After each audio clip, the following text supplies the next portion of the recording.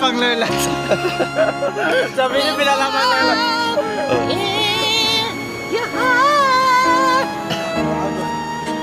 Ang gano'n niya.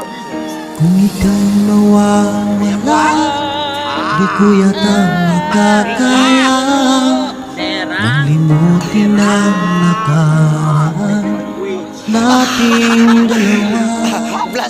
Dahil ang puso ko ay parang sa'yo, at ang lang mawala ka pa sa aking sinta.